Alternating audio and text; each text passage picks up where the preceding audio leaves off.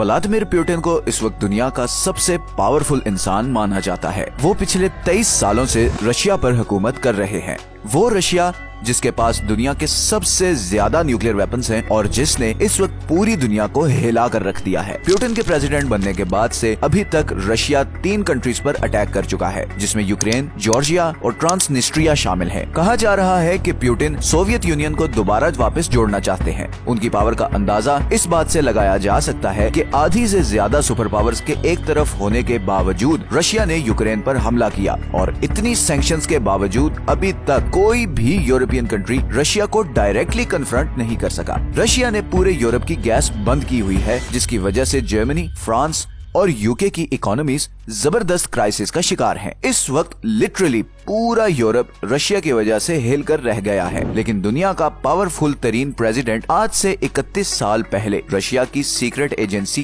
KGB में सिर्फ एक जासूस था। तो फिर ये जासूस दुनिया का पावरफुल तरीन प्रेसिडेंट कैसे बना और वेस्टर्न मीडिया पुतिन के इतना खिलाफ क्यों है? आए जानते हैं। सच ये है कि इस वीडियो में पुतिन 1992 में रशिया के शहर सेंट पीटर्सबर्ग में एक गरीब फैमिली के यहाँ पैदा हुए। ये वर्ल्ड वॉर 2 के बाद का दौर था। सेंट पीटर्सबर्ग, जिसे उस जमाने में लेनिनग्राड भी कहा जाता था, वर्ल्ड वॉर 2 में मुकम्मल तबाह हो गया था। करीबन 30 लाख लोग मारे जा चुके थे। खुद पुतिन के फादर भी इस जंग में बहुत शदीद घायल हुए थे। पुतिन का बचपन बहुत ही मुश्किल था। गरीबी, भूख, हर वक्त जिंदा रहने की जंग। इन्हीं हालात ने पुतिन को एक बहुत सख्त जान फाइटर बना दिया। कहा जाता है कि पुतिन को शुरू से ही सीक्रेट सर्विस ज्वाइन करने का शौक था। 17 साल की उम्र में पुतिन ने रशियन सीक्रेट एजेंसी केजीबी में अप्लाई किया, मगर उम्र कम होने की वजह से उसे रिजेक्ट कर दिया गया। इस रिजेक्शन से पुतिन काफी डिसअपॉइंटेड हुए और उन्होंने 1975 में लेनिनग्राड की एक यूनिवर्सिटी में लॉ की डिग्री में एडमिशन ले लिया और वहाँ पुतिन की मुलाकात हुई एनाटोली सोबचैक से।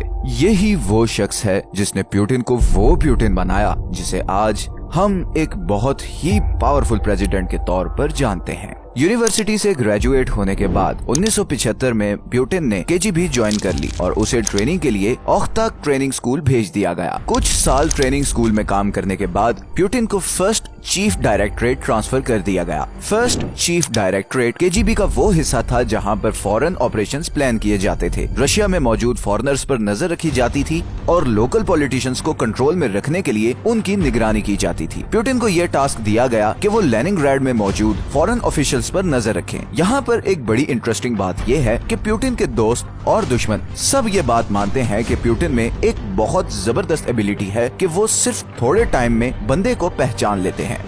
मतलब उनके अंदर किसी भी इंसान को रीड करने की बहुत जबरदस्त एबिलिटी है। वो सिर्फ कुछ देर ऑब्जर्व करके जान जाते हैं कि सामने बैठे इंसान का असल मकसद क्या है। कहा जाता है कि ये एबिलिटी उन्होंने इसी फर्स्ट डायरेक्टरेट में काम करके डेवलप की। कुछ ही सालों में पुतिन का शुमार सोवियत यूनियन के टॉप स्पाइज में होने लगा था। पुतिन को फ्रंट लाइन यानी ईस्ट जर्मनी में पोस्ट कर दिया गया, जहाँ वो पहली दफा सोवियत यूएस इंटेलिजेंस वॉर का हिस्सा बन गए। पुतिन यहाँ पर 1985 से 1990 तक रहे, मगर इसी दौरान सोवियत यूनियन के हालात खराब होते गए और बिल आखिर 1991 में सोवियत यूनियन टूट गया। इस सब अरसे में पुतिन के दिल में वेस्टर्न वर्ल्ड के खिलाफ नफरत मजीद बढ़ चुकी थी। 1991 में ही पुतिन को वापस लेनिनग्राड ट्रांसफर कर दिया गया। लेनिनग्राड वापस आने से पुतिन को दोबारा अपने प्रोफेसर एनाटोली सोबचैक से मिलने का मौका मिल गया। अब यहाँ पर एक ऐसा रिलेशनशिप बनने जा रहा था जो पुतिन को बहुत पावरफुल बनाने वाला था। 1991 में एक मिलिट्री कू के नतीजे में उस वक्त के सोवियत यूनियन के प्रेसिडेंट मिखाइल गोर्बाचेव को हटा दिया गया। पुतिन बहुत बारीकी से हालात भांप रहे थे और वो जान गए थे कि पावर किस तरफ जाने वाली है और इसीलिए उन्होंने फौरन केजीबी से रिजाइन कर दिया। दूसरी ही तरफ पुतिन के प्रोफेसर सोबचैक ने भी यूनिवर्सिटी छोड़कर पॉलिटिक्स में उतरने का डिसीजन लिया। उसी साल लेनिनग्राड में मेयर के इलेक्शंस थे। सोबचैक ये इलेक्शंस बड़ी भारी मेजोरिटी से जीत गया और उसने व्लादिमीर पुतिन को अपना डेप्यूटी अपॉइंट कर दिया। कुछ सालों में ही सोबचैक पर करप्शन के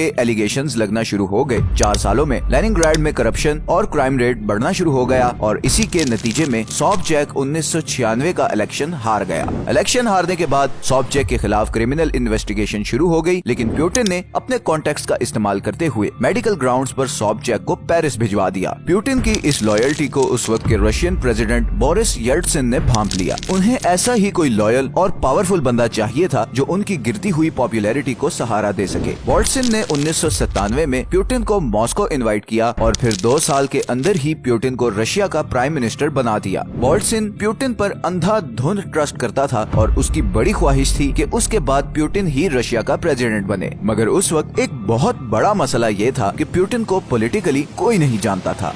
सितंबर 1999 में रशिया के शहर बायनेक्स्क, मॉस्को और वोल्गोडोन्स्क में बॉम्ब ब्लास्ट हुए जिसमें 300 से ज्यादा लोग मारे गए। इन अटैक्स की रिस्पॉन्सिबिलिटी चेचन फाइटर्स ने कबूल की। पूरा रशिया हिलकर रह गया था। किसी को समझ नहीं आ रही थी कि अगला निशाना कौन बनेगा। ऐसे में पुतिन ने चेचन फाइटर्स से बदला लेने की ठानी। पुतिन ने टीवी पे आकर पब्लिकली ऐलान करना शुरू कर दिया कि वो इन अटैक्स में इन्वॉल्व एक एक बंदे को चुन चुन कर मारेंगे। सारी आवाम पुतिन के पीछे खड़ी हो गई। पुतिन की अप्रूवल रेटिंग 2% से जंप करके 45% पर चली गई। पुतिन के बहुत से क्रिटिक्स ये कहते हैं कि ये सब एक ड्रामा था जो पुतिन ने इसलिए किया कि उन्हें पब्लिक की सपोर्ट मिल जाए ताकि फ्यूचर में उनका प्रेसिडेंट बनना आसान हो जाए। रशियन आर्मी को मोबिलाइज किया गया और भरपूर ताकत से चेचनिया पर हमला कर दिया गया। चेचनियन शहर ग्रोजनी पर इतनी बमबारी की गई कि करीबन 80,000 लोग मारे गए। पूरा शहर खंडर बन गया और सिर्फ 1 साल के अंदर अंदर चेचनिया रशिया के कंट्रोल में आ गया।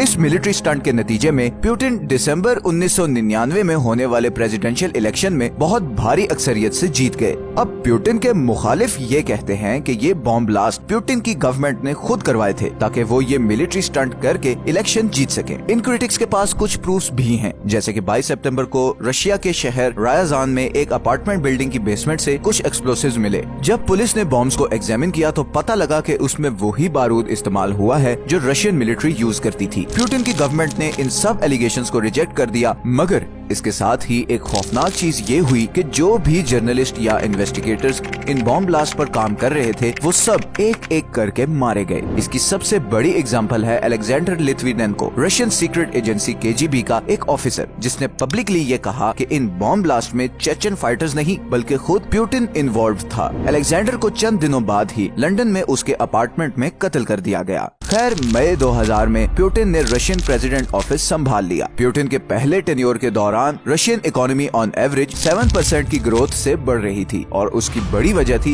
इकोनॉमिक रिफॉर्म्स और इसके साथ साथ ऑयल और गैस की प्राइस में 5 गुना इजाफा, जिससे रशिया में बिलियंस ऑफ डॉलर्स आ रहे थे। मार्च 2004 में पुतिन दोबारा प्रेसिडेंट इलेक्ट हो गए। इस दफा उन्हें 71% वोट्स मिले। फिर 2008 आ गया। अब रशियन कॉन्स्टिट्यूशन के मुताबिक कोई भी प्रेसिडेंट लगातार 3 दफा प्रेसिडेंट नहीं बन सकता था। इस मुश्किल का हल ये निकाला गया कि पुतिन ने अपने डेप्यूटी डिमिट्री मेडवेडेव को प्रेसिडेंट बना दिया और खुद प्राइम मिनिस्टर बन गए। 4 साल बाद मार्च 2012 में पुतिन एक बार फिर 64% वोट लेकर रशिया के प्रेसिडेंट बन गए और आज की डेट तक वो ही रशिया के प्रेसिडेंट हैं। 2021 में पुतिन ने एक लॉ साइन किया जिसके मुताबिक वो 2036 तक रशिया के प्रेसिडेंट रहेंगे और अगर वाकई में ऐसा हो गया तो वो जोसेफ स्टालिन के बाद रशिया के सबसे ज्यादा देर तक सर्व करने वाले प्रेसिडेंट बन जाएंगे। इस सारे अरसे में 2012 से 2022 के दरमियान पुतिन ने खुलकर अपनी पावर शो की। इसकी सबसे बड़ी एग्जाम्पल है जब रशिया ने सीरियन सिविल वॉर में भरपूर हिस्सा लिया। सीरियन गवर्नमेंट की रिक्वेस्ट करने पर रशिया ने अपने जंगी जहाज और हथियारों से बशार अल असाद की गवर्नमेंट की बहुत मदद की। आप पुतिन की ताकत का अंदाजा इस बात से भी लगा सकते हैं कि अमेरिका और यूरोपियन यूनियन चाहकर भी बशार अल असाद का तख्ता नहीं उलट सके, क्योंकि उसके सर पर पुतिन का हाथ था और इवन आईसिस को कुचलने में भी पुतिन ने सीरियन गवर्नमेंट की बहुत मदद की। फिर 2014 में यूक्रेनियन आइलैंड क्राइमिया और सेवेस्टोपोल को वापस रशिया में शामिल कर लिया गया। इसी तरह 22 दिसंबर 2020 को पुतिन ने एक बिल पे साइन किया जिसके मुताबिक रशिया के सारे एक्स प्रेसिडेंट्स को किसी भी कोर्ट में ट्रायल नहीं किया जा सकेगा। सब एक्स प्रेसिडेंट्स को लाइफ टाइम इम्यूनिटी दे दी गई। अपने टेन्योर के दौरान प्रेसिडेंट जो मर्जी करता रहे, प्रेसिडेंसी से उतरने के बाद उसे कोई हाथ नहीं लगा सकेगा। फरवरी 2022 में पुतिन ने रशियन आर्मी को यूक्रेन पर अटैक करने का ऑर्डर दे दिया। यूक्रेन पर हमला करने की क्या रीजंस थी ये हम पिछली कई वीडियोस में बता चुके हैं, मगर इस जंग के असरात पूरी दुनिया पे पड़ रहे हैं। यूरोप में इस वक्त गैस और ऑयल ना होने की वजह से जबरदस्त क्राइसिस आया हुआ है। ग्लोबल इकोनॉमीज कोलैप्स कर रही हैं, पावर फोकस शिफ्ट हो रहे हैं। सदियों से अमेरिका का दोस्त समझा जाने वाला सऊदी अरब अब चीन और रशिया के साथ दोस्ती बढ़ा रहा है और इस पे हम एक वीडियो भी बना चुके हैं। इस सारे चेंज और केओस के पीछे एक इंसान का हाथ है और वो है व्लादिमीर पुतिन। पुतिन रशिया को दोबारा 1990 से पहले की पोजीशन पर लाना चाहते हैं, मतलब United Russia, United Soviet union. World war 2 के बाद जो कुछ रशिया में हुआ था वो उस सब का कसूरवार वेस्ट और अमेरिका को समझते हैं और इसीलिए वो हर कीमत पर उनसे बदला लेना चाहते हैं। वेस्टर्न मीडिया पुतिन की इसी एंटी वेस्ट नफरत को जानता है और इसीलिए वो पुतिन और रशिया के खिलाफ भरपूर प्रोपेगेंडा कर रहा है। मगर पुतिन को किसी प्रोपेगेंडा से कोई फर्क नहीं पड़ रहा और वो अपने ऑब्जेक्टिव्स को पूरा करने की तरफ बढ़ते जा रहे हैं। और फिलहाल तो पुतिन की प्रोग्रेस देखते हुए यही लगता है कि वो रशिया की हिस्ट्री के सबसे पावरफुल डिक्टेटर बनने जा रहे हैं, जो न सिर्फ रशिया बल्कि पूरी दुनिया का नक्शा बदलने वाले हैं। आपका पुतिन और उनकी पॉलिसीज के बारे में क्या ख्याल है, नीचे कॉमेंट्स में जरूर बताएं। अगर आपको ये वीडियो अच्छी लगी है तो इसे लाइक और चैनल को सब्सक्राइब जरूर कर दें। मिलते हैं नेक्स्ट वीडियो में। अल्लाह हाफिज।